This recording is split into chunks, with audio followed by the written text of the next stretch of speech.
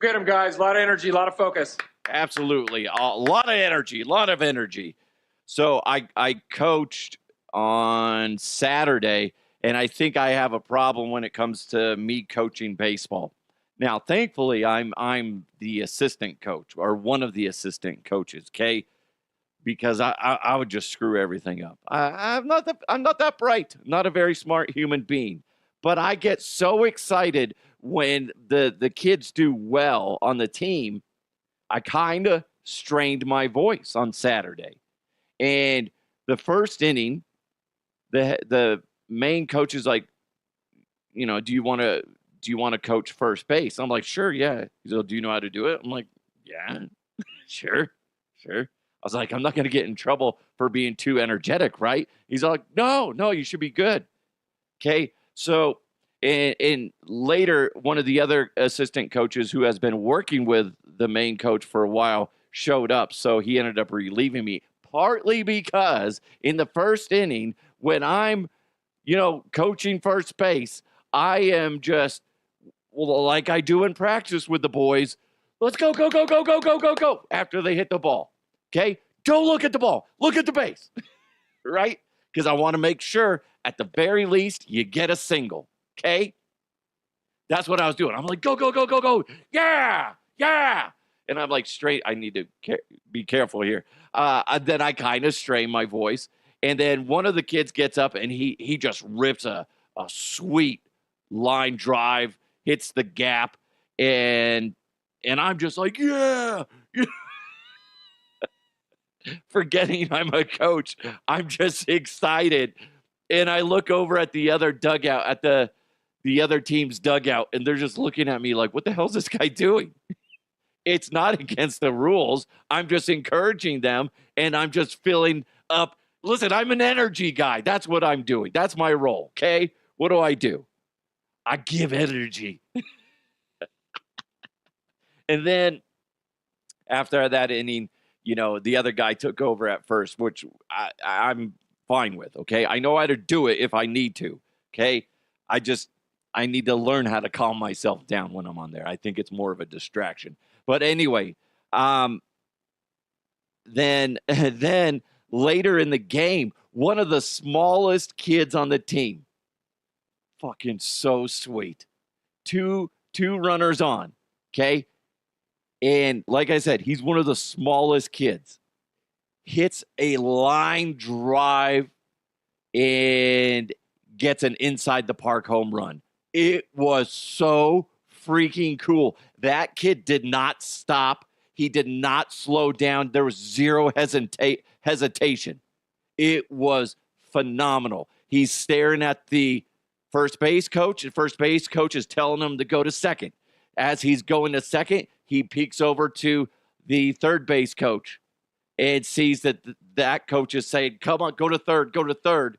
And as he's approaching third, he's like, just go home. I think the kid would have done it regardless of coaching because he was so aware of what was going on. It was so freaking cool.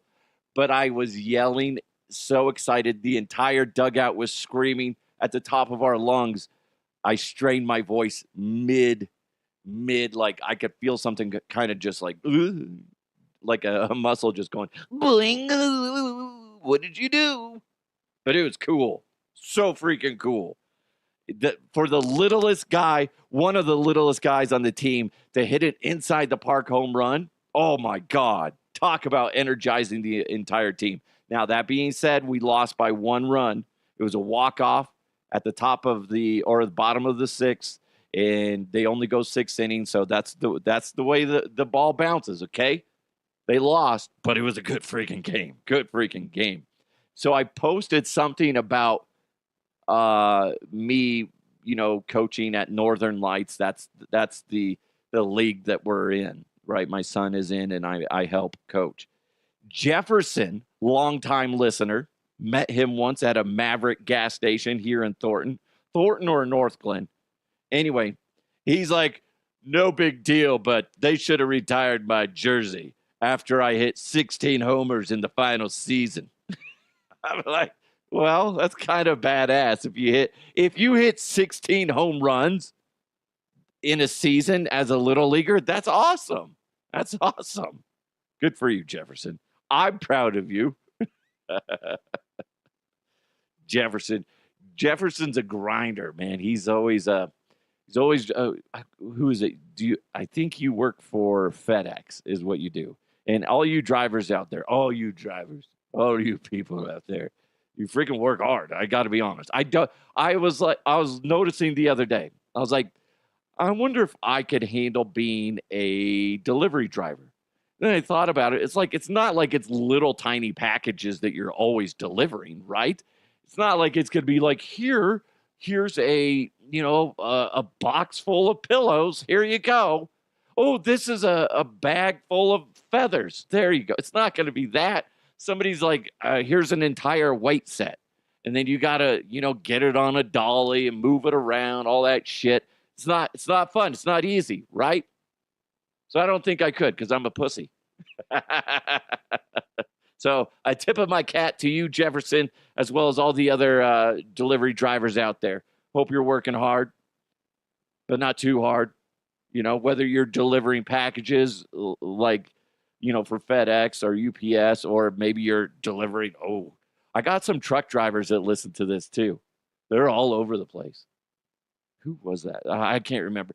But I tip of my cap to you guys. That it's a lot harder than people realize. Oh, you just drive a truck? Oh, that's fun. Yeah, but you deal with asshole customers. You got to deal with oversized loads and shit like that. I don't know. It's a lot more difficult than people realize. Anywho, hope you guys are having a great day. A lot to get into.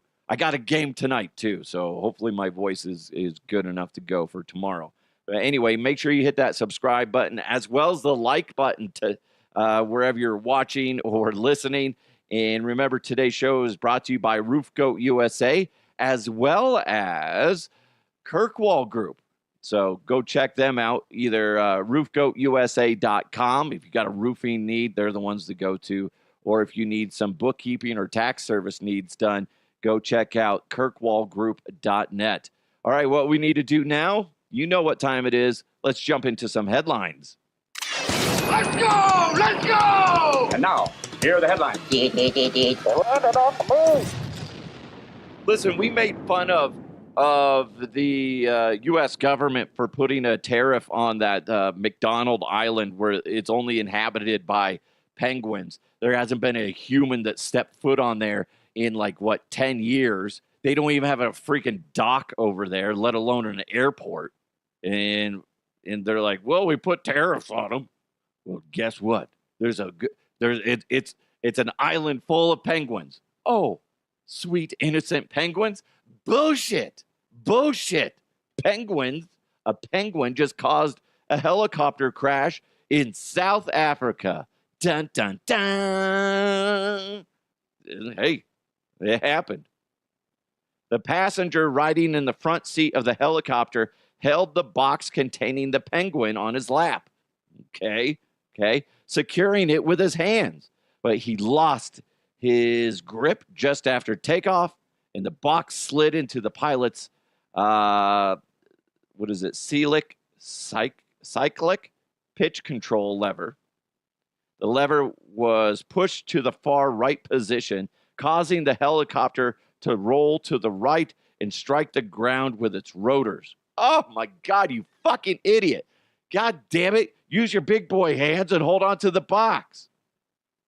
The report said the helicopter, which landed on its side, sustained serious damage, but no human or penguin passengers were harmed.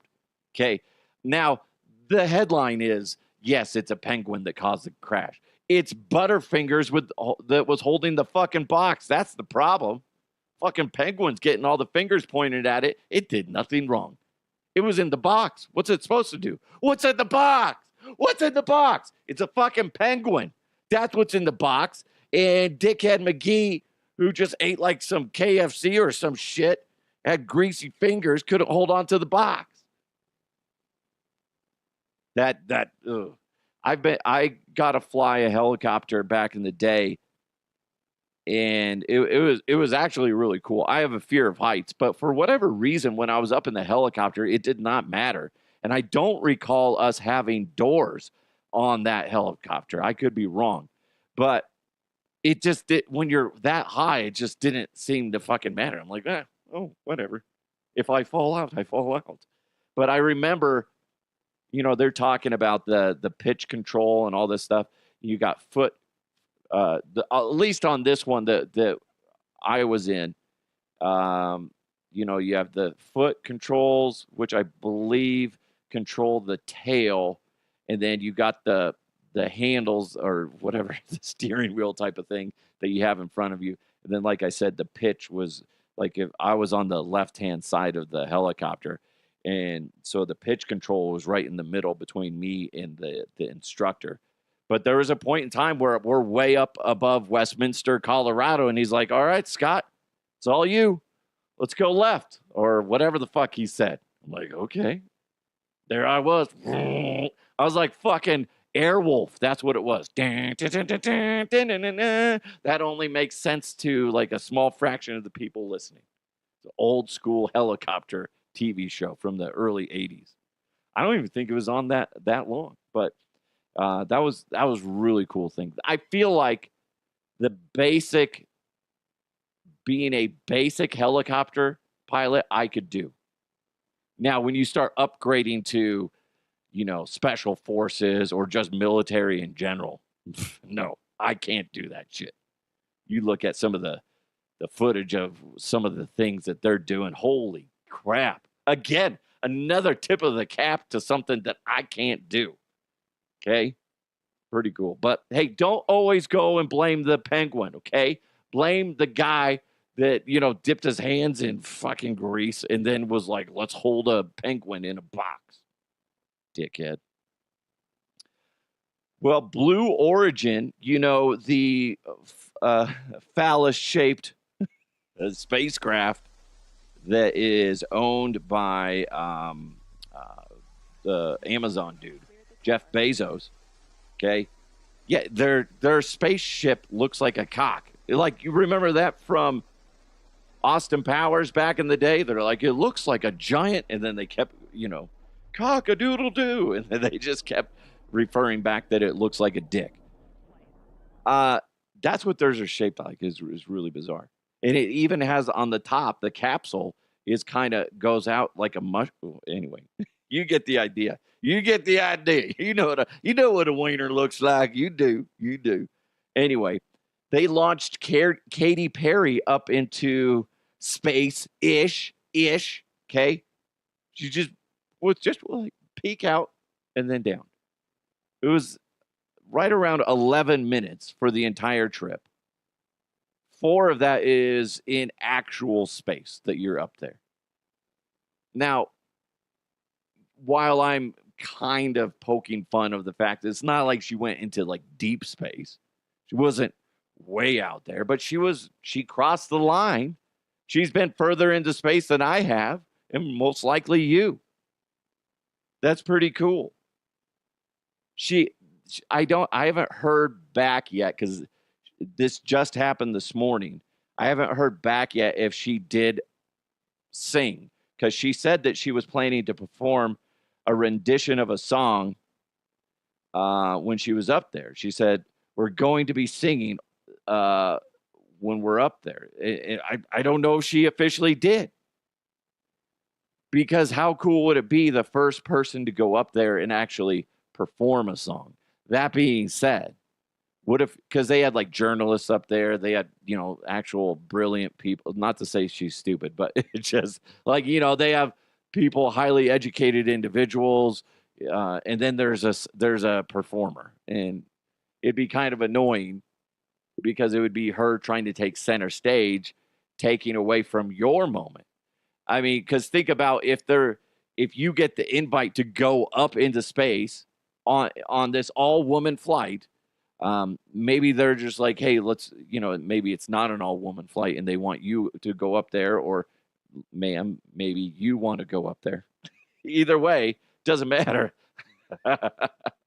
Either way, if they let you go up there for whatever reason, and you're like, this is a great moment, and then you have this person that's over there, maybe it's an influencer. Oh God, that'd be the worst. way to go up to space and have this experience is some dickhead with their camera going, "Whoa, guys, we're up here in space. Whoa, ooh, I'm floating." Like, oh my God, do you guys see me? Oh, who brought the popcorn? Let's eat some sour candy while we're up here. Oh, some dumb shit like that. That would ruin the experience. Kind of the same way. What if you're not a Katy Perry fan and all of a sudden she starts belting out a song? Like, fuck, man. I just want to enjoy the beauty of where we're at. The sights. A vision that so many people on the planet will never experience. And then somebody's like, nah, baby, you're a firework. Shut up, Katie. I'm trying to enjoy the view. Christ almighty. Jikers. What is Jeekers? I was going to say Jesus creepers. Something like that. Anyway, I think it's cool. Good for her. She got to experience it. Good for everybody else. It's really cool. And pretty cool that it's all female flight crew. When you think about what, not too long ago, ladies weren't even allowed to vote and shit like that. So it's pretty cool. Yeah, shut up. Oh, somebody's sitting there going, oh, here we go. The hubs of feminists. That's you smoking a cigarette. Because you're stuck in the 20s. See here, lady, go make me a sandwich. What you say? There's doctors that are women? Oh, that's preposterous. They're teaching our children? Well, that makes sense. Teaching them how to bake cookies, I assume. My God. A woman doctor? That's absurd. A woman politician? That's blasphemy. They're up in space? Ah, nonsense. That sandwich isn't going to make itself, honey. Right? Is that you? Is that you? Jesus Christ. Okay. Get with the times. It's fine. It's cool. I have a young daughter. Dude, I'd be so proud if she was somebody that ended up going up there into outer space. Well, now things are just getting worse if you're somebody that's afraid of artificial intelligence, a.k.a. Skynet's going to rule the world, okay? China's Unitree is set to live stream the world's first robot boxing match. G1 humanoids are going to basically fight each other. They're teaching them to fight, guys. They're teaching them to fight. Do you see the problem in that? I do. Oh, my God. Your clothes, give them to me, or I will beat the shit out of you. I'm a robot. No. See, that's what's scary. And that's what we talk about all the time. We knew this was coming. We talked about this a little while ago. Thankfully, nobody's dumb enough to go, well, let's have a humanoid take on an actual human, right, in a boxing match. Next thing you know, some dude's head gets ripped off. Apparently, we didn't adjust the torque. Oh, yeah. Johnson, you are so fired. Oh, sorry, guys. Dude lost his head. Anyway, it's frightening. They use these things for, they have the dog robots that they use in the military. They have like a robot dog with a gun on its back. It's scary but cool, all in the same line, okay? But the fact that now you got humanoid robots that are going to fight each other. It's so freaking bizarre. It's like movies are coming to life. My God. And then fast forward 20 years and we're in the Matrix. Like we're being grown to be batteries, okay? And then the next thing I know, I have a guy in my living room going, you take the red pill, everything goes back to normal.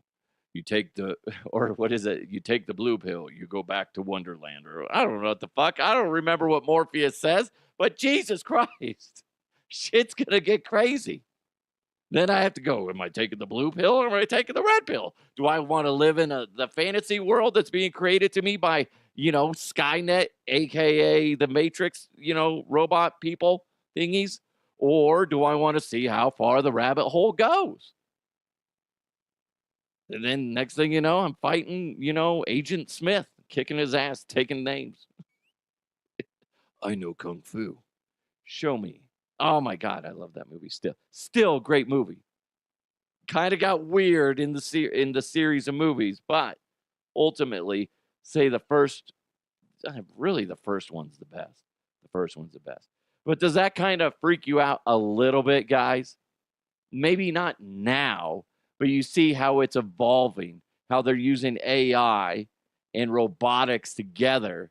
And now they're like, oh, it's just for entertainment. We're going to, yes, the military has their version of robots and AI combined, but we're going to start having some recreational. It's like the recreational weed. That's what this is. Okay. No harm, no foul until you get some guy that doesn't know how to handle his shit. Next thing you know, he eats like a whole bar of, edibles and then blames the edibles. That made no sense. That was a bad comparison, but it just felt right. It felt right, but it was so wrong, so wrong. What's going to happen is, since there is the recreational version, essentially, of the humanoids, robots, which is weird, that the fact that this is coming out of my mouth, and it is logical of what's going on. The fact that we have that going on and people are using it for entertainment purposes bugs me, because it goes back to what we always say when we talk about, how they're cloning and bringing back, say, they have the dire wolf, the next one's supposed to be the woolly mammoth, and etc. And who knows what's the next one? The giant sloth. It could be a saber-toothed tiger. It's going to happen. But the problem is that technology is going to seep out into the wrong hands, and you're going to have somebody that is making something that they shouldn't. In this case, it's already starting to go that direction. It's branching off from the scientific, how can this better our society? Now it's veering off on its own branch of, how can these things entertain us? And things that can entertain us are going to drift into the wrong, is what that's going to be. I don't like it. Don't like it, guys. Do not like it at all. I went into my daughter's room. I have dry skin. It's that time of year where if I don't watch it, I get horribly dry skin. And she has this cocoa butter. Oh my God, it smells so good. So if you just hear me all of a sudden going, yeah, that smells good, she doesn't like it. So I'm like stealing it all the time. She's like, I don't like the way it smells. I'm like, fuck yeah, it's my shit now. You can't have it. So I just sneak in there and use it. Anyway, today is a very jerk the wheel kind of day, right? See a squirrel. Ooh, that's shiny. How about that? Hey, what were we talking about? I don't know. I do know one thing. I do know this. I can outrun a goat. We found that out, last week? I can outrun a goat. And why am I talking about goats? Yes, that is a goat screaming. But when you need roof repairs, you need to go with the goat. You do. You need to go with Roof Goat USA. Check them out at roofgoatusa.com. They've been in business for 23 years. They understand the headache that comes with fixing a roof. They do. Whether it's a repair, replacement, insurance claims, Roof Goat USA's experienced professionals are committed to delivering reliable and durable solutions, and they prioritize the safety and comfort of your family, making sure that your home is well protected against the elements. When you see Roof Goat USA working on a house, you're going to step back and go, why do they do it so great? Because they're the goats. Roof Goat USA. They have a special crew that just works the ground to make sure that your lawn isn't getting damaged. You don't have debris going in that can harm your pets, your kids, or yourself, or your vehicles.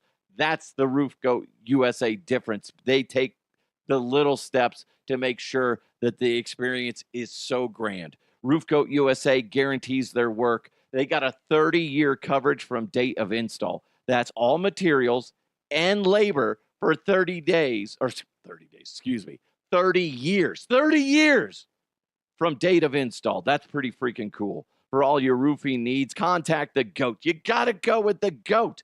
Go ahead and text Eric 303-495-4630. Again, 303-495-4630. Or if you want, you can just go to roofgoatusa.com. Again, roofgoatusa.com. Go ahead, experience the Roof Goat USA difference today. I think I could fight a goat too. I don't think that would be, approved, but I'm just saying life or death. Life or death. I got a goat looking at me and it's got that killer look in its eyes. I feel like I can take it down. That being said, you never know. Never know. It could be a killer goat. Do you know that there is where is that it might be Mississippi or something like that. They have like a goat man.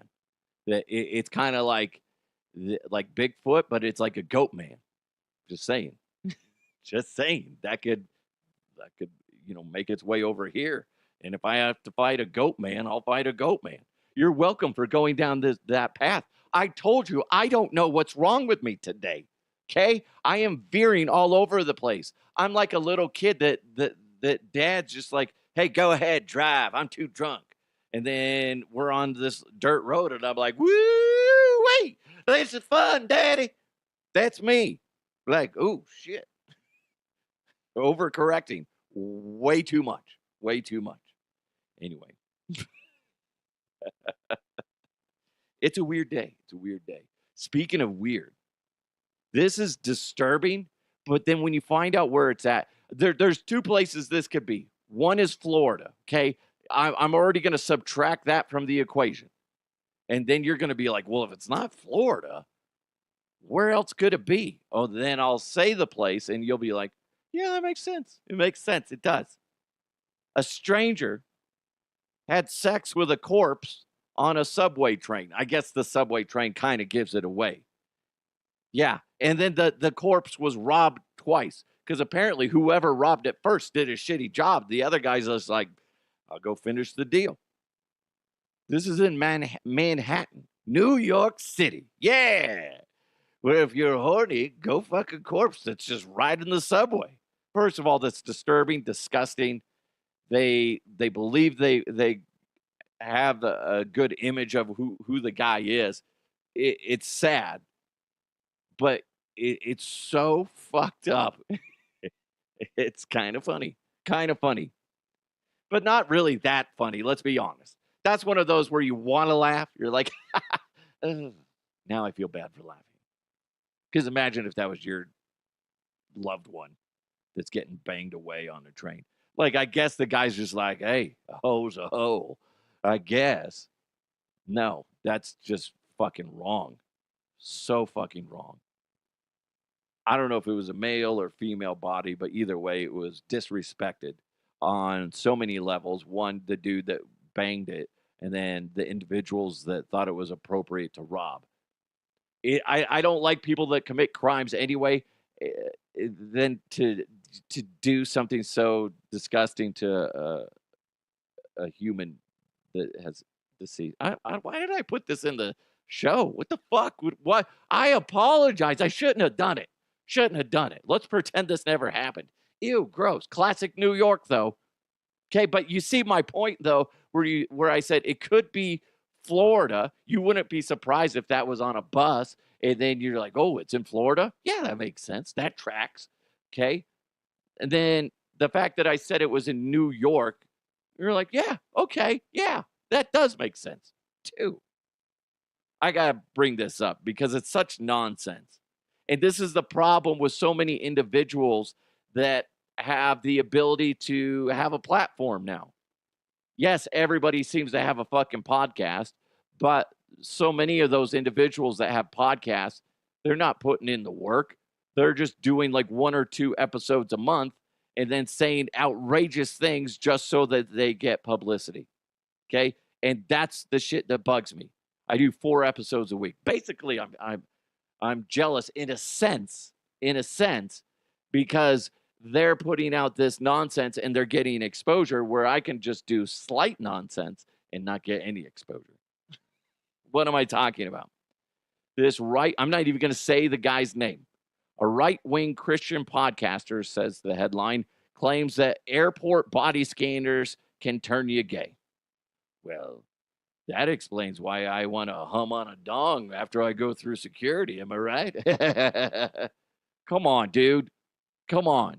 How many times is that guy's excuse? You know, he's secretly craving wiener, and then all of a sudden he's like, well, I did go through airport security, and then I blew that guy in DIA airport, in the bathroom. It's not me. It's the security, body scanners. Sure, buddy. Sure. My God, nobody cares if you're gay or not. Nobody cares anymore. If you care that, oh my God, it just drives me nuts. It drives me nuts. Who fucking cares if somebody's gay or not? And then you're like, oh, if you go through the airport body scanners, you're going to want to get rammed in the beehole. Maybe you wanted to get rammed in the beehole before you went through the body scanner, sir. Maybe that's the case. Jesus Christ, you sound like a fucking moron. So sick and tired of people that are just like, oh, I have so many friends that are gay. It's not like I go to the gay pride parade. Like, I don't know that many people. They're like, where's the Huff? It's not a LGBTQ party unless he's here. No, but I don't care what you do behind closed doors. I always say this. Are you a good person? Because that's all I give a shit about. I don't care if you're giving Joe down the street a Hummer. I don't care. Okay, Todd, you're really working that shaft. Way to go. Good for you. I don't care. Are you a good person? That's not my cup of tea. Okay? It's not. Who fucking cares? That, and when you look at this, the science of the body scanners, those engineers, they're crafty. They're crafty out there. They're like, hey, did you turn on the gay switch? Hell yeah, we did. People gonna be, jerking each other off in the lounge. Come on. It sounds so dumb when you say it out loud, sir. Fucking moron. And again, who gives a shit if somebody's gay? Can't stand it. Just bugs the snot out of me. Sorry. It drives me crazy. I don't get it. Why is that still a thing?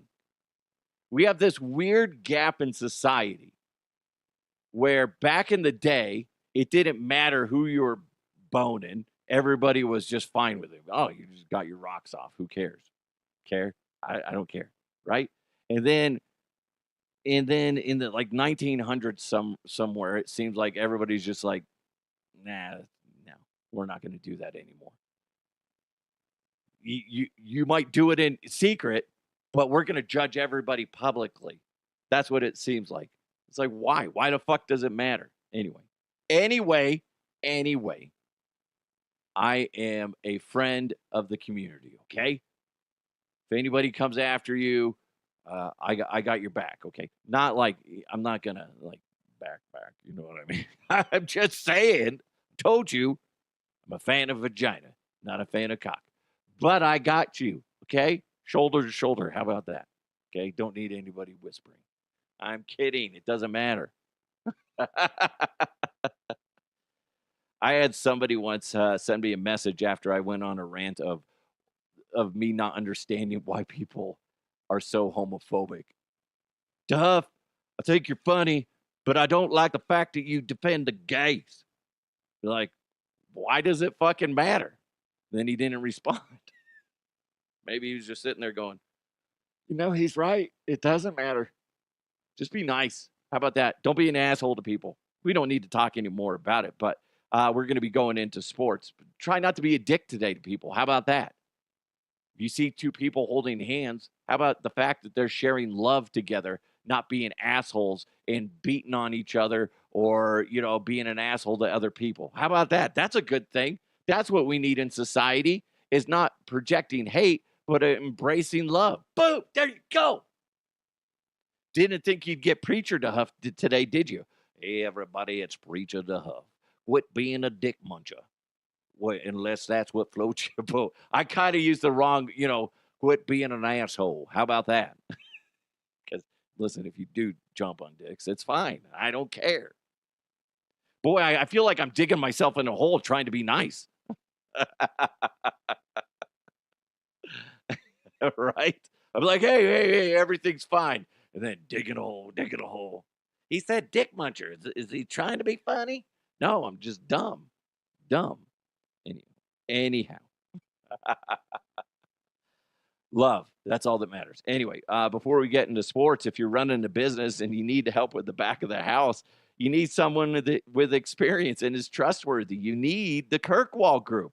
They got over 30 years of experience. Richard and the Kirkwall Group understands that you and your business deserve someone who's efficient, timely, accurate, cost-effective, focused on your success, and is working to save you money. Kirkwall Group can help you with your bookkeeping, accounting management services like CFO, controller, accounting manager, projects and support, as well as tax planning and preparation. Oh, if you're a business and you got to organize your taxes, oh God, it's kind of a pain in the butt. That's where Kirkwall Group can come in and help you out. Income, property tax, sales, use tax, all that stuff. Just go to kirkwallgroup.net. They do a ton more than what I'm saying, and they can help you or even your business. So go check them out. Again, kirkwallgroup.com. See everything they can do for you and your business. And guess what? You can call right now or email right now and get a free 30-minute consultation. Whatever you're needing advice on, they can help you. 833-547-5925 to make it easy. 833-KIRKWALL, or just go to kirkwallgroup.net. Kirkwall Group, they count what counts for you. And what we need to do right now is jump into some sports. Going deep, tight ends and long balls. He starts to come and then he pulls out. Oh, gross! It's sports with the Huff. Good news for the Denver Nuggets. They're now the 4th seed in the playoffs. They secured that with a win yesterday, and they get the home court. Good. They're taking on the Clippers.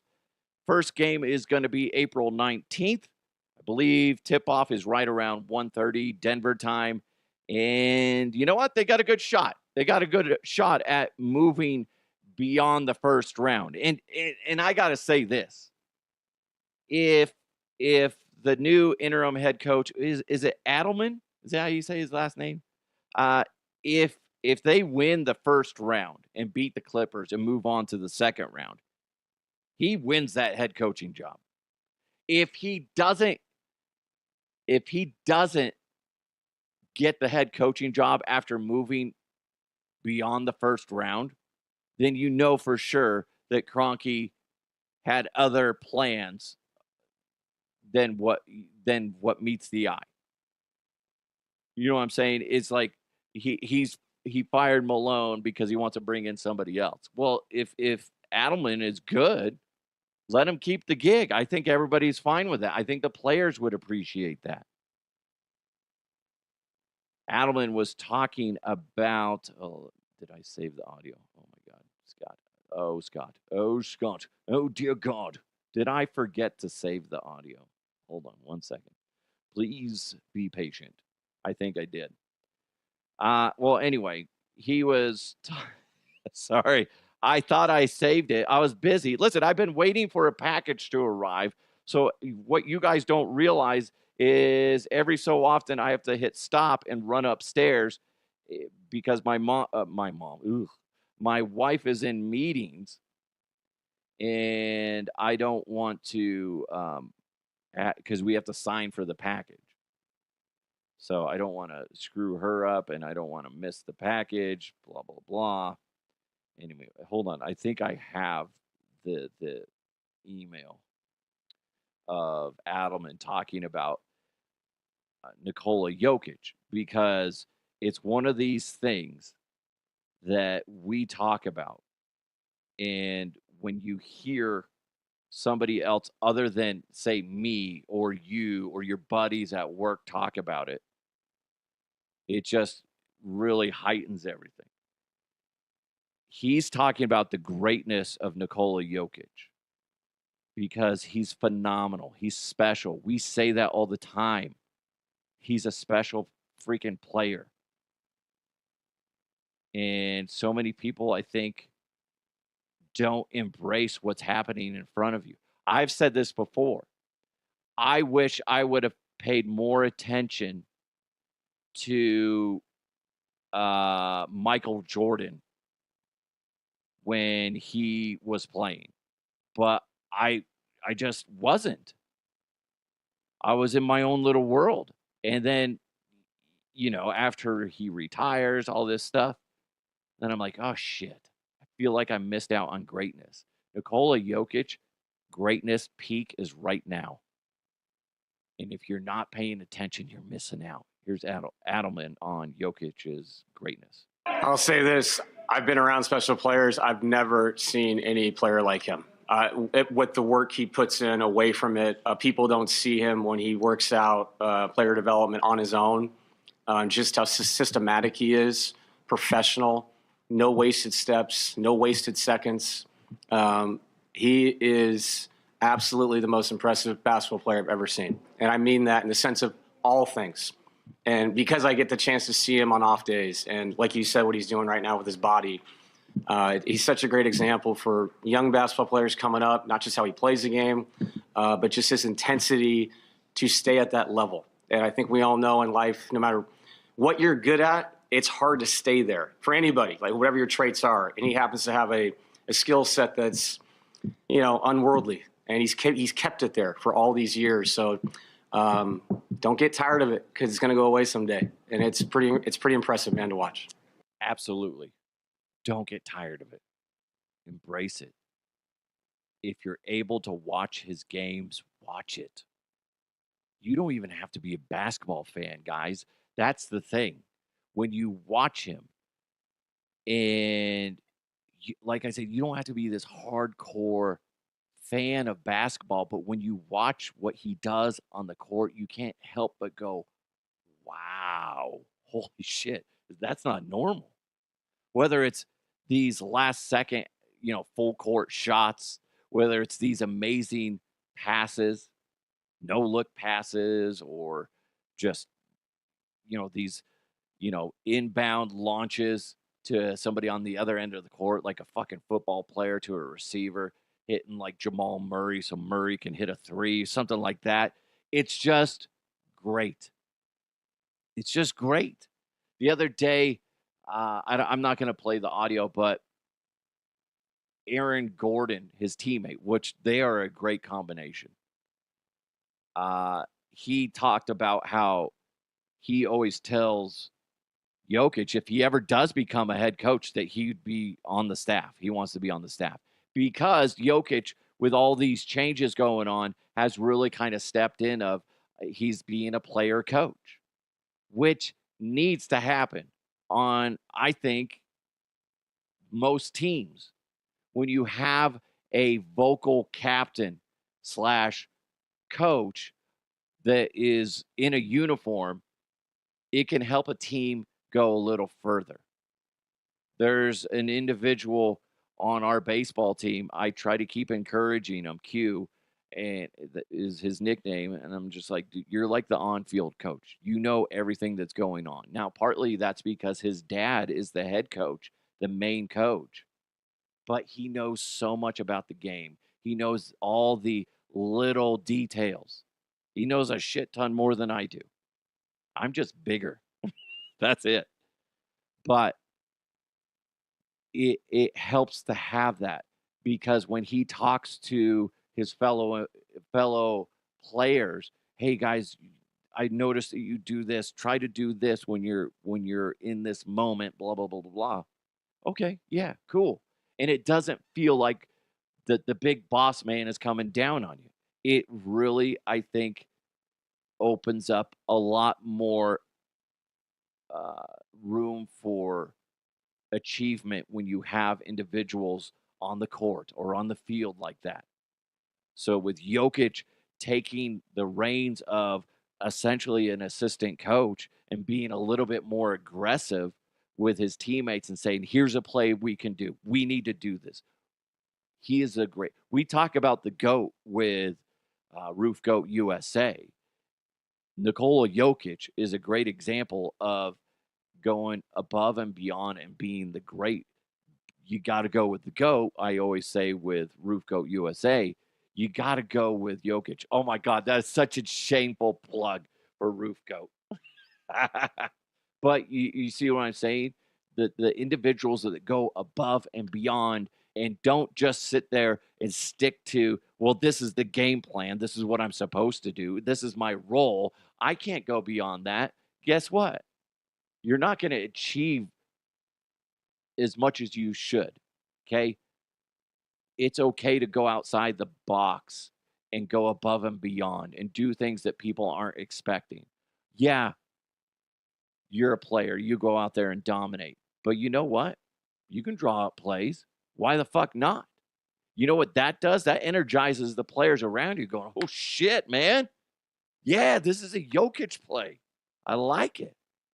I think it's cool that Jokic isn't scared to, step out the box. It's like this new level of greatness that's coming from Jokic. And like Coach said, we got to embrace this. This is exciting.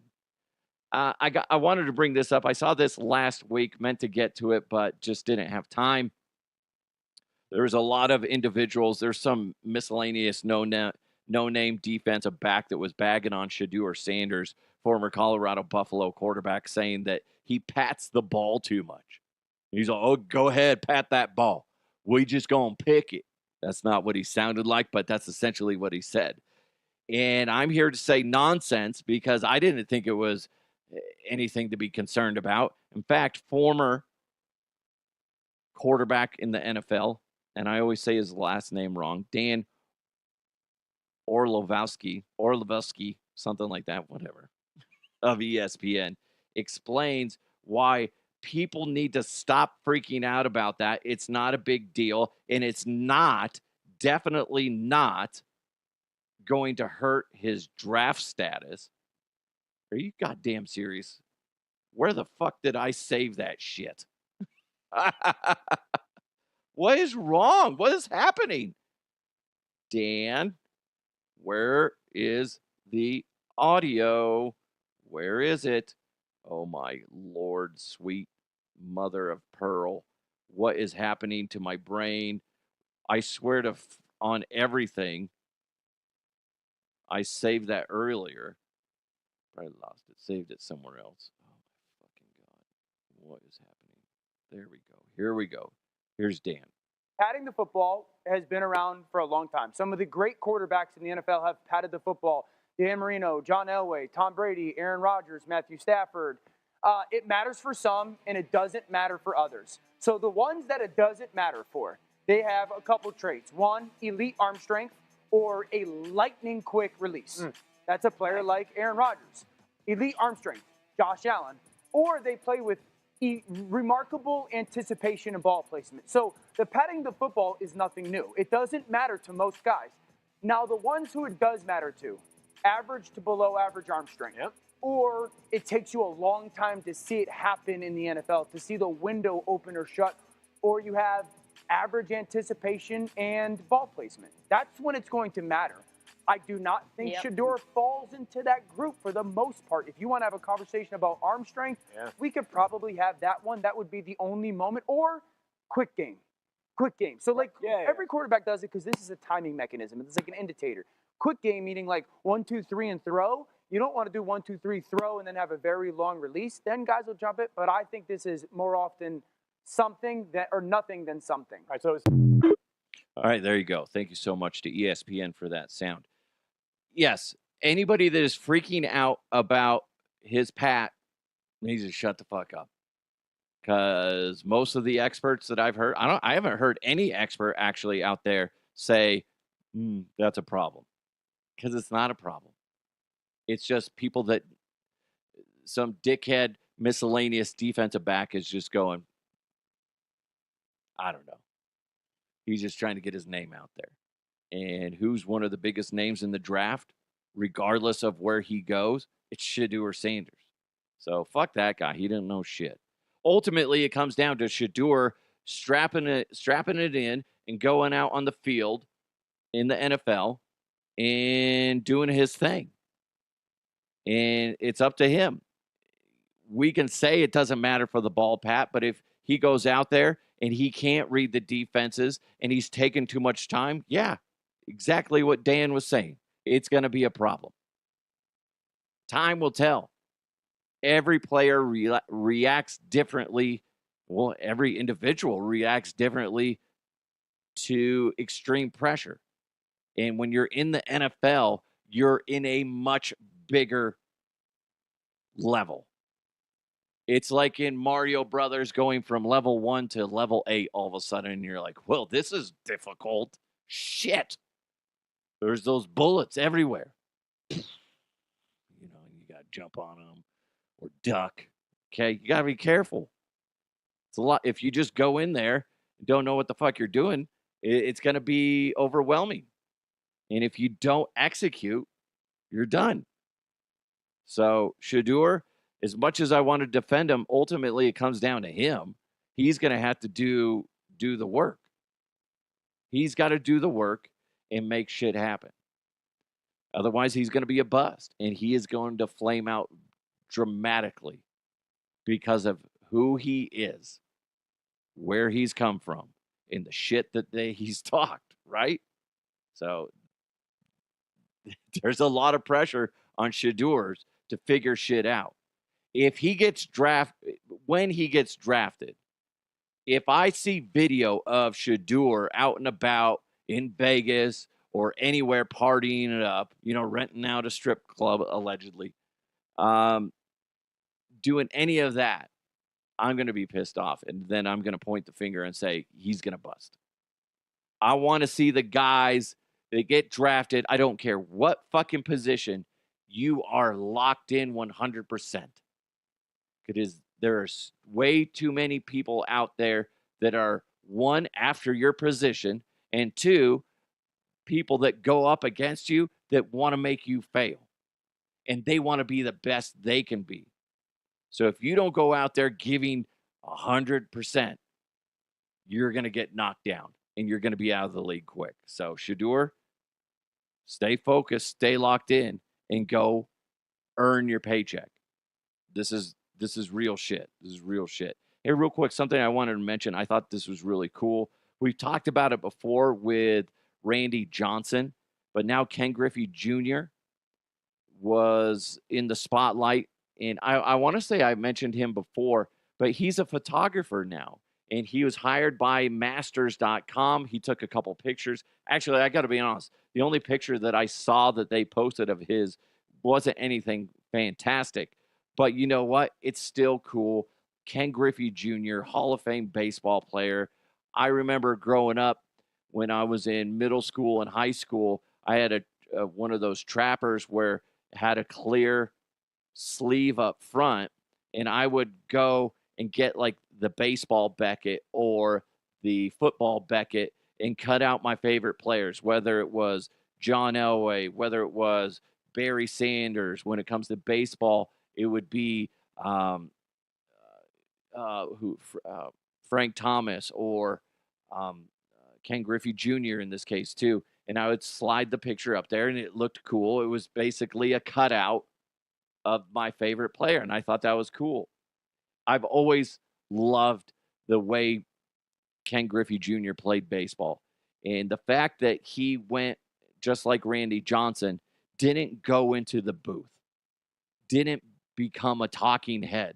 The fact that he did that and they did that, and they're going out there and they're doing something that is artistic, that is just outside the box of the norm, I think that's cool. Congratulations to Ken Griffey Jr., as well as a tip of the cap to Randy Johnson for doing the same thing of, going against the grain and going out there and working. Not to say that broadcasting isn't working. I get it. There's a lot of, if you want to do it right, you got to put in a lot of prep work. But the fact that he's just like, you know what? I like doing this. I like taking pictures. I think that's cool. Good for him. Good for him.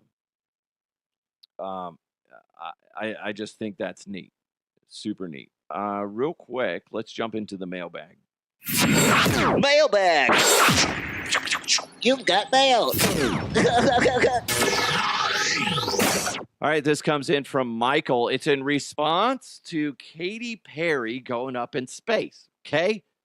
He said 6 women in space, in a space capsule, on a space flight that went to the edge of space, and the journey only lasted 8 minutes before coming back.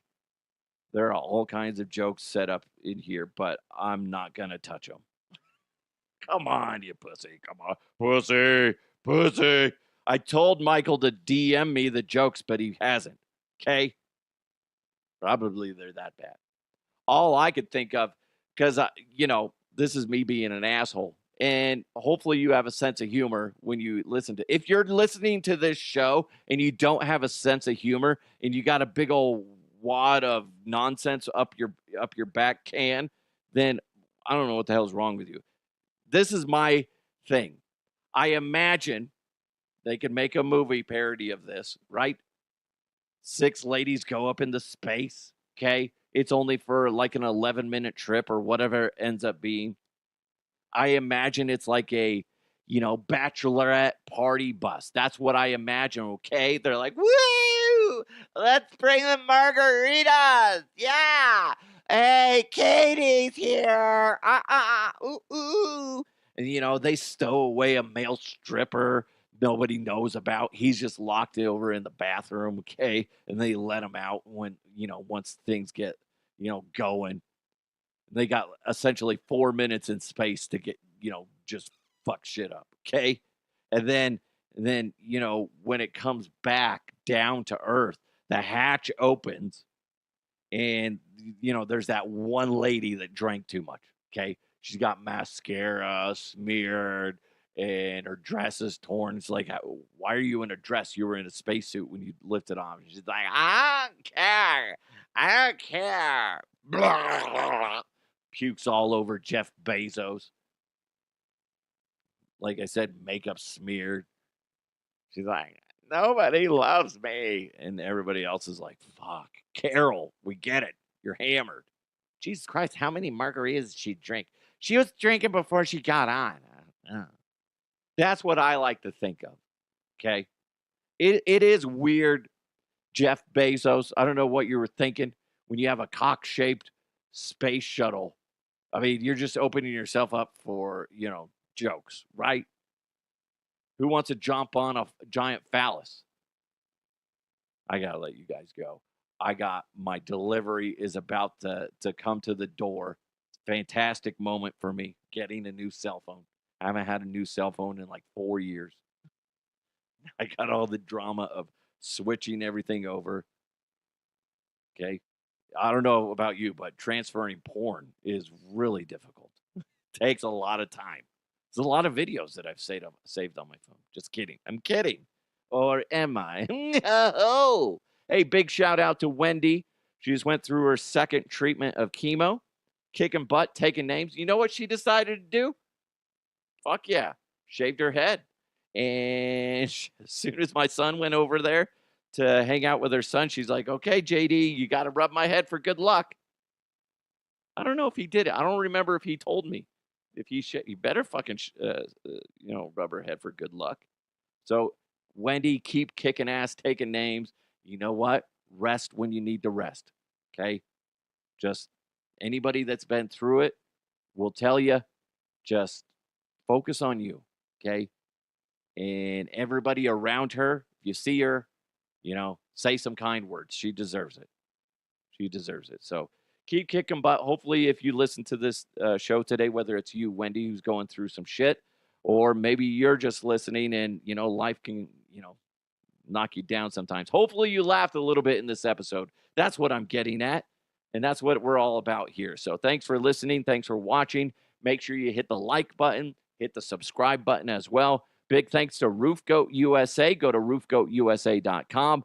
Also, big thanks to Kirkwall Group, go to kirkwallgroup.net. You guys are amazing. Have a wonderful day. Let's continue to move forward. I'll talk to you next time.